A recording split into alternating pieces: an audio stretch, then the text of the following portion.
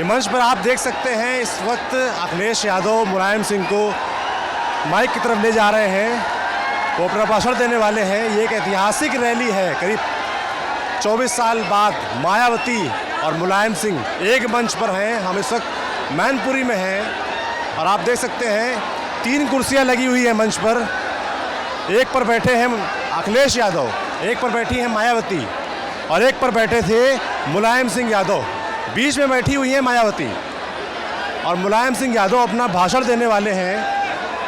Rally अपने चरम पर है। तमाम लोग यहाँ पर आ चुके हैं। अब मुलायम सिंह क्या बोलेंगे खुद अपने गृह क्षेत्र में जहाँ से वो प्रत्याशी हैं, ये सुनाएंगे आपको। फिर लोगों से बात कराएंगे, लोगों से जानेंगे कि वो क्या देखने आए हैं। मुलायम सिंह जी ने बोलना शुरू कर दिया है।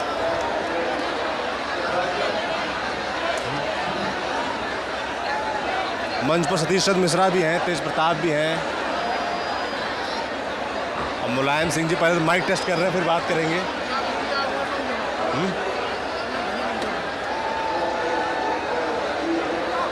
जी चलिए लोगों से बात करते हैं। मुलायम सिंह का पहला शब्द है और शोर मच रहा है।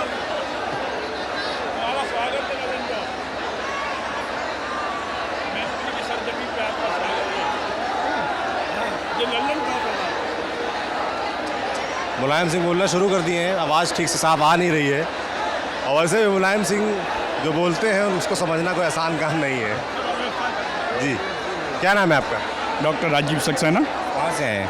मैनपुरी से ही हूँ। मैनपुरी से हैं। मैनपुरी से प्रत्याशी हैं खुद मुलायम सिंह यादव। क्या माहौल है? आपको भीड़ का अंदाजा देख के आपको पता चल जाना चाहिए स्वयं ही। रैलियों में तो मुलायम सिंह हैं, अखिलेश हैं, मायावती हैं, तो भीड़ तो आई जाएगी मान लीजिए। मुलायम सिंह मैनपुरी मुलायम सिंह को आप अगर मैनपुरी की दृष्टि से अगर देखते हैं तो मैनपुरी के नेता नहीं है, वो पूरे विश्व के नेता हैं। विश्व के पूरे विश्व के नेता हैं लोग। नहीं आप मुस्लिम कंट्रीज में, आप अमेरिका में उनका नाम लेके देखना, आपको स्वयं पता लग जाएगा वो कहाँ के नेता हैं। आप गए कभी? कहाँ? आपने विश्व की बात की, आपने कहा बाहर के। आप लोगों के माध्यम से जानकारी जुटाता हूँ। ये गूगल इतना बड़ा जो हिंदुस्तान पूरे विश्व में फैला हुआ है, सारी जानकारी आप जैसे लोगों के माध्यम से देता है। ये बताइए, ये एक ऐतिहासिक तस्वीर है मायावती और मुलायम सिंह जो पिछले कितने सालों से सिर्फ एक दूसरे को कोस रहे थे, हैं आज साथ हैं। क्या कहेंगे? देखिए, ये समय का मांग होती है। आज चूँकि जिस प्रकार से मोदी जी ने पूरे देश को ठगा है, तो इस समय की मांग है कि मुलायम सिंह और मायावती जी साथ आए, अखिलेश जी साथ आए और उनको एक विचारधारा लेके भारतीय जनता पार्टी की जो गलत नीतियां थी उनका विरोध करने के धारा एक तो है नहीं, अलग अलग। इन लोगों दलितों की विचारधारा है, पिछड़ों की विचारधारा है। समाजवादी पार्टी, बहुजन समाज पार्टी का एक ही उद्देश्य है, शोषितों को, दलितों को, पिछड़ों को न्याय दिलाना।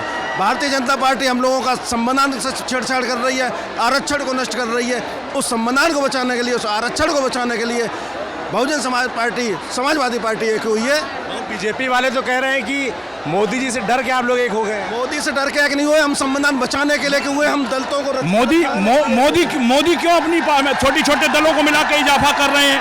वो किससे डरे हुए हैं? अर्थात सीधा सा तात्पर्य वो हम लोगों से डरे हुए हैं। उनका आप चेहरा आजकल उनकी रैलियों में देख रहे हैं। पसीना पोंछने का अंदाज, पहले छाती ठोक कर जाया करते थे कि मैं मोदी सबको साफ कर दूंगा। आज क्या है? आज हालात आप देख ही रहे हैं। क्यों इतने डरे हुए हैं गठबंधन से? क्यों गठबंधन के खिलाफ केवल बात करते पूरे हिंदुस्तान में? कर्नाटक में जाते वहाँ भी गठबंधन की बात करते हैं, वहाँ वो दूसरे गठबंधन की बात। वहाँ कोई गठबंधन किसी का नहीं है। यूपी वाले गठबंधन वहाँ सिर्फ आपने ना कभी आप उनके मुंह से देखिए, सिर्फ नाम एक ही निकलता है उनके मुंह से, अखिलेश यादव और मायावती, और कोई दूसरा नाम नहीं होता। मायावती और अखिलेश के मुंह से क्या निकलता है? बिल्कुल निकलता। हमें तो भारतीय मुंह में भी तो मोदी रहते। बिल्कुल, हमें तो मोदी ने एक दूसरे के विरोधी हैं। मोदी ने जो देश पर कब्जा करने की जो कोशिश की है, संविधान, जी हाँ बिल्कुल, संवैधानिक संस्थानों को उन्होंने हनन। ये बताइए मोदी जी कैसे चुने गए हैं? कैसे चुने चुने सब लोकतांत्रिक पद्धति से जाते हैं, जब बैठते हैं तो फिर कब्जा क्यों ईवीएम में हैं? ईवीएम में अरे! तरीके से वोट ईवीएम में घपला करके मोदी चुने गए, ईवीएम में घपला करके, ईवीएम में घपला करके। अभी जो 3 प्रदेशों में बीजेपी हारी वो कैसे हार गई? भारतीय जनता पार्टी इसलिए कि हम लोग जागरूक हुए, हम ईवीएम के घपलाओं को समझे हैं, हम लोगों ने उसका विरोध किया, तब बीपीटी आया। आज भी देखिए 50 चुनाव आयोग क्यों बीपीटी लाया है, क्योंकि हम लोगों ने भी विरोध किया इस ईवीएम को दुरुस्त करिए। आज भी आप जगह जगह देख रहे हैं, कहीं ना कहीं ईवीएम में अब भी घपले भी, आप हाथी दबाइए, साइकिल दबाइए तो फूल दिख रहा है, ऐसा क्यों है? कहाँ दिख रहा है? बहुत सी जगह देखेंगे आप, जहाँ जहाँ भी वोट हुए पिछले पहले चरण के चुनाव में दिखाते हैं ना, शिकायतें आपके ही माध्यम से तो सामने आती ये हैं। तो आरोप लग रहे हैं, आरोप नहीं है। आप जैसे आप लोग आरोप लगा। अच्छा आप ये बताइए, मध्य प्रदेश में इलेक्शन आयोग की जो महिला ने जो वोटिंग मशीन ईवीएम मशीन का आप लोग संरक्षण में उसका जो प्रयास किया था जानने का, उस वक्त क्या था, क्यों उसमें कमल के फूल की लाइटें जल रही थी? बता रहे संवैधानिक संस्थाओं पे कैसे कब्जा कर रहे हैं। परसों ही अभी वहाँ पर जो IAS ने तलाशी ली, अभी पूर्व चुनाव आयुक्त ने कहा है कि तलाशी तो हर एक किसी के लिए जा सकती है, तलाशी से बाहर चुनाव आप भी लड़ रहे हैं, चुनाव पे बच्चे दल भी लड़ रहे हैं। अगर किरण बेदी एक समय अगर प्रधानमंत्री इंदिरा गांधी की गाड़ी का वो करेंगे तो राष्ट्रीय हीरो बन जाएगी। और एक किरण बेदी ने बताया था कि उन्होंने तलाशी नहीं ली थी, उन्होंने एक हवलदार ने ली थी, उसका नाम बताया था। अगर IAS की और आप अधिकारियों की बात कर रहे हैं कि एक IAS का ट्रांसफर हो गया। आप सुनिए, आप बता रहे अधिकारियों की बात कर रहे हैं, तो सपा और बसपा जब सरकारें थी तब भी तमाम IAS अधिकारियों ट्रांसफर हुए। नहीं, इस प्रकार से तलाशी लेने के चुनाव के समय तलाशी लेने पर किसी को निलंबित नहीं किया। मायावती की जो तस्वीरें आती थी, लोग पैर छूते थे, तमाम अधिकारी जूतियाँ पोंछते तक तस्वीरें हैं अधिकारियों। ये देखिए, ये आस्था की बात होती है, कौन क्या करता है। हालांकि संविधान में इस प्रकार के काम नहीं करने चाहिए, मैं इस चीज़ का विरोधी हूँ, नहीं करना चाहिए। राजनेता कोई हम लोगों के भगवान नहीं होते, हाँ, लेकिन वो देश की तकदीर और तस्वीर बदलने का काम अवश्य करते हैं। मुलायम सिंह बोल रहे हैं, आवाज़ को समझ आ रही है आप लोग क्या बोल रहे हैं? कुछ समझ आ रहा है क्या बोल रहे हैं? ये क्या समझ में नहीं आ रहा, आवाज है। देखिए जनता का कितना बड़ा वो है यहाँ पर तमाशा, आप भी देख रहे हैं, आपको भी नहीं सुनने में आ रहा है। अब यह कि जब अखिलेश भैया बोलेंगे, बहन मायावती बोलेंगी तो निश्चित रूप से हम लोगों को भाषण पूर्ण रूप से समझ में आएगा। जी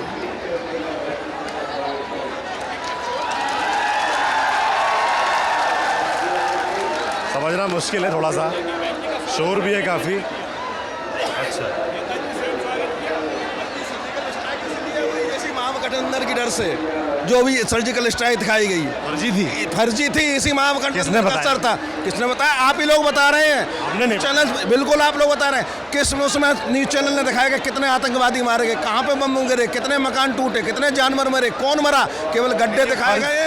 फर्जी वाली बात कौन बोल रहा है? आम जनता बोलने लगी है, पूरा आम जनता समझ रही है कि चुनाव की वजह से सर्जिकल स्ट्राइक थी, जनता बोल रही है। आप लोगों ने सेना की प्रेस कॉन्फ्रेंस देखी थी? बिल्कुल देखी थी। क्या बोला था सेना ने इस वक्त कहा था कि मेरा काम था हिट करना, मैं वहाँ गड्ढा देखने या लाशें देखने नहीं गया था। ये तो बता रहे हैं, नहीं भैया बता रहे हैं कि सर्जिकल स्ट्राइक फर्जी थी। बिल्कुल सही बता रहे हैं, वो कह रहे हैं सर्जिकल स्ट्राइक फर्जी थी। नहीं बिल्कुल सेना ने ये तो कहा। देखिए, आप इंटरनेशनल मीडिया को आप फॉलो करते हैं, वो क्यों बोलते हैं? इंटरनेशनल मीडिया कह रहा है, क्यों बताया उन्होंने? इंटरनेशनल मीडिया कह रही है कि हमको पाकिस्तान ने उस मौके पे जाने नहीं दिया जहाँ पे ये घटना हुई है। ये इंटरनेशनल में BBC में ये स्पष्ट दिखा रहे हैं, वो जगह भी दिखा रहे हैं कि वहाँ पर सिर्फ और सिर्फ दरख्त गिरे हैं। इसको क्या कहेंगे आप? वो भी तो मीडिया है। जिस दिन हमला हुआ उसके महीने भर तक। चलिए बहन जी, अच्छा, मायावती जी आ गए। अखिलेश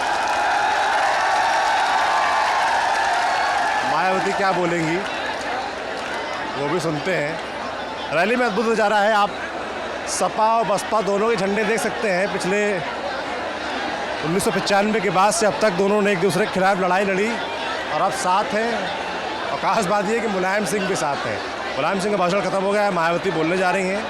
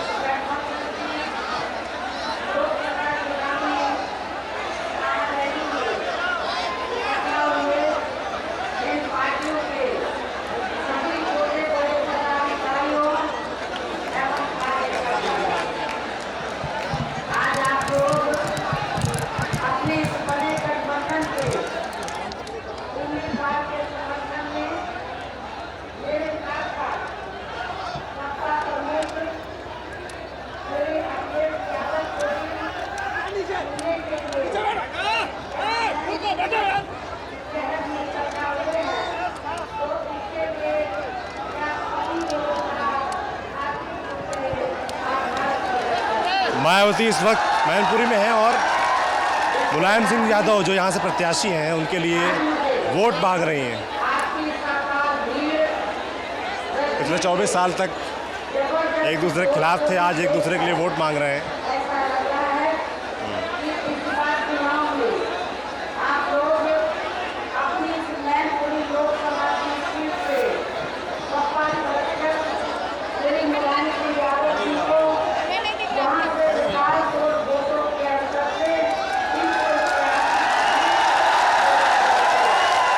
मायावती कह रही हैं कि मुलायम सिंह यादव को आप बड़े अंतर से जिताएंगे। कुछ जरूरी बातें आप लोगों के सामने रखूं, लेकिन इससे पहले यहाँ की जनता और मीडिया बंधु भी मुझसे ये जरूर जानना चाहेंगे कि बीएसपी की प्रमुख के साथ श्री मुलायम सिंह यादव जी की सरकार से चलते हुए खासकर 2 जून 1995 के हुए गेस्ट हाउस कांड के होने के बावजूद भी यहाँ उत्तर प्रदेश में बीएसपी का सत्ता गठबंधन करके बीएसपी का सत्ता गठबंधन करके ये लोग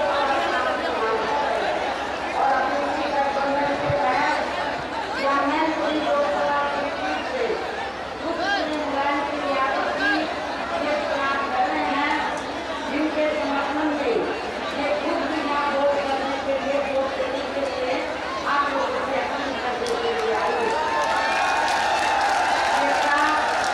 इसका कुछ जवाब आप लोग मायावती वोट मांग रही हैं, अखिलेश और मुलायम सिंह तालियां बजा रहे हैं। इसका जवाब मैं मीडिया बंधुओं को इनके जरिए यहाँ की जनता को भी मायावती का भाषण तो चलता रहेगा। यहाँ जो लोग भाषण सुन रहे हैं थोड़ा सा उनसे और बात करते हैं, क्या सोचकर वो लोग यहाँ पर आए हैं, क्या देखने आए हैं। ऑब्वियसली मायावती और मुलायम सिंह को साथ देखने आए। कि क्या नाम है आपका? क्या नाम है आपका? रानी देवी। रानी देवी कहाँ से आई हैं? बमरौली गेरोर क्षेत्र से। तो यहाँ पर मायावती और मुलायम सिंह आज साथ नहीं देखने आई थी? कौन लाया था? सुनील। सुनील कौन है? हाँ सुनील है ना, सुनील कौन है? जिला अध्यक्ष। जिला अध्यक्ष जिला है।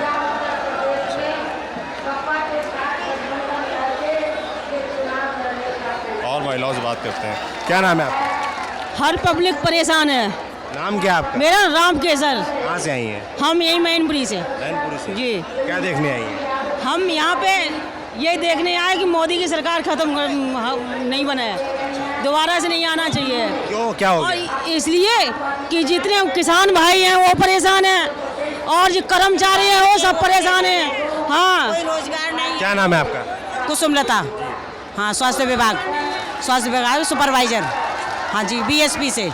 हाँ जी, तो देखिए नए लड़के हैं वो परेशान हैं, ठेके पे नौकरियां मिल रही हैं, किसान गाय भैंसे मतलब रोज़ आए दिन एक न एक मारा जाता है, सड़कें बिल्कुल घिरी पड़ी हुई हैं, किसान परेशान है बुरी तरीके से, सरकारी कर्मचारी परेशान है, उसको संविदा वालों को नौकरी परमानेंट नहीं कर रहे हैं। ये बताइए, मायावती और मुलायम सिंह पिछले 24 सालों से एक साथ नहीं थे, एक दूसरे के खिलाफ लड़ाई लड़ रहे थे, आज क्यों साथ आना पड़ा? आज इसलिए साथ आना पड़ा कि हमको इसको हटाना है, झूठी सरकार को हटाना।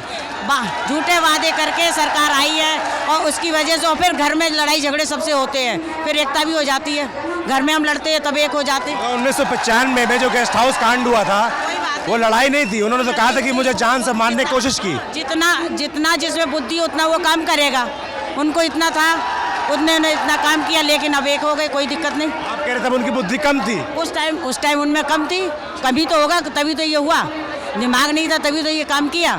सोच। और बीजेपी वाले कह रहे हैं कि डर गए मोदी जी से इसलिए। नहीं, बीजेपी वाले को नहीं, मोदी से कोई नहीं डर गया। मोदी से क्यों डरेंगे? मोदी ने तो नोटबंदी करके महिलाओं तक को परेशान कर दिया, दुखी कर दिया है। नोटबंदी करके महिलाओं को नंगा कर दिया, जो 100-200 रुपए रखती थी उसको भी उन्होंने बाहर कर दिया। तो ये बताइए, महिलाओं का जो पूंजी होती तो वो भी सब चली गई।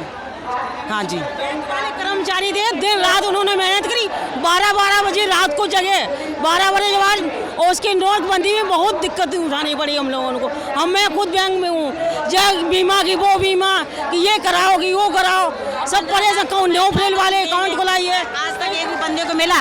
15 लाख कहा था किसी बंदे को मिला जीरो बैलेंस में? किसी को? अम्मा से पूछो क्या मिला आपको? क्या नाम है आपका? क्या मिला? कुछ नहीं मिला। कहाँ से आई हैं? मैं बहुजन समाज पार्टी सब कुछ। हाँ, हम तो ये चाहते हैं बहन जी की सरकार बने और हम लोगों को बहुत दिक्कत है। क्या नाम है आपका? अवधेश कुमार यादव। सपा से हैं आप? जी हाँ, कार्यकर्ता हैं? कार्यकर्ता हैं। क्या आप कभी चुनाव लड़ेंगे? तो अपने बारे में बताइए थोड़ा सा। नहीं, मैं पूर्व MLC हूँ। और MLC हैं? जी।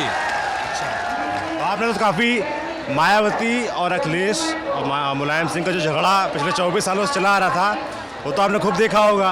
अब साथ क्यों आना पड़ा? हैं? साथ क्यों आना पड़ा आप?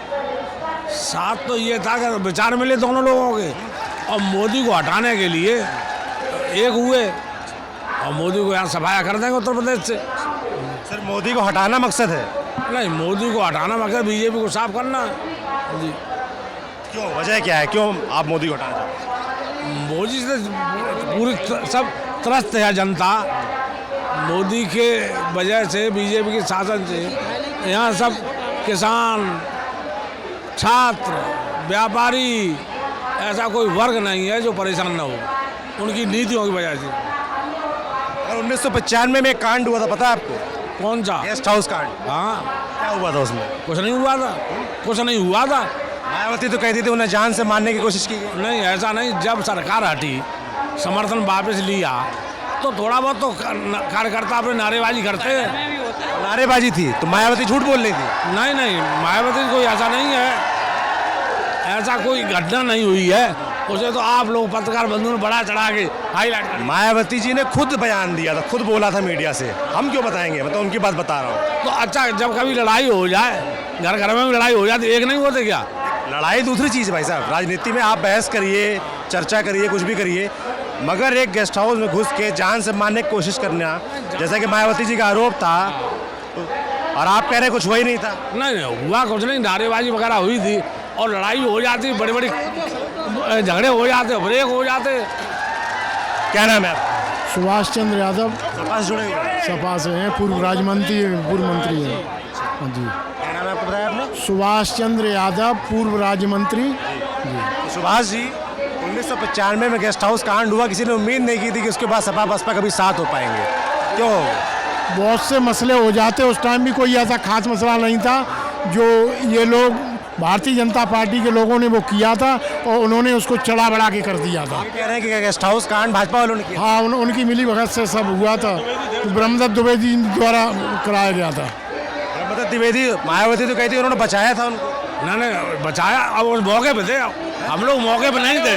झगड़े हो भी जाते हैं तो फिर समान विचारधारा के लोग जब करते हैं तो मिल भी जाते हैं, कोई बात नहीं, मिल भी जाते हैं। विचारधारा समान हो गई अब समान हो गई है। 90 साल से तो अलग थे। अब एक हो गए, कोई बात नहीं। भाई भाइयों में झगड़ा होता है, इकट्ठे हो जाते क्या हैं। विचारधारा है बताइए मुझे? हमारी समाजवादी विचारधारा है, अगड़े पिछड़ों की रक्षा करना, शोषितों वंचितों की।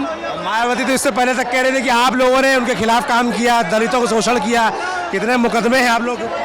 अब ये बातें सब होती रहती, लेकिन अब आज माहौल देखिए, सब लोग इकट्ठे हैं, सब मनभेद सब बदल गए। मायावती जी पे क्यों पूछ रहे हैं? ये पूछे मोदी जी ने अपने पुराने मैनिफेस्टो में 2014 के में क्या किया? कहाँ है बुलेट ट्रेन?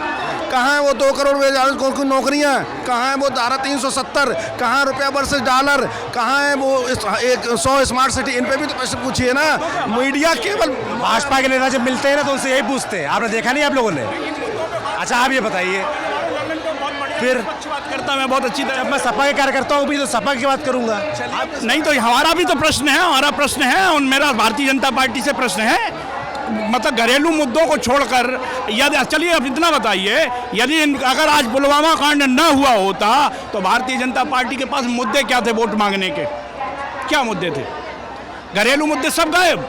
देश में अब सब अमीर हो गए, सब बहुत अच्छा भोजन कर रहे हैं, गरीबी खत्म हो रही है, बेरोजगारी जितने भी सरकारी संस्थाएं, ONGC घाटे में, BSNL घाटे में, जितने भी सरकारी संस्थाएं बेच रहे हैं, हवाई पट्टियां बेच रहे हैं आप। खबरों में भी आ गया है पहले आओ पहले पाओ ऑफर। दी लल्लन टॉप ऐप एंड्रॉइड पर है ना, तो न्यूज़ का ख्याल करो, सबसे पहले इंस्टॉल करो।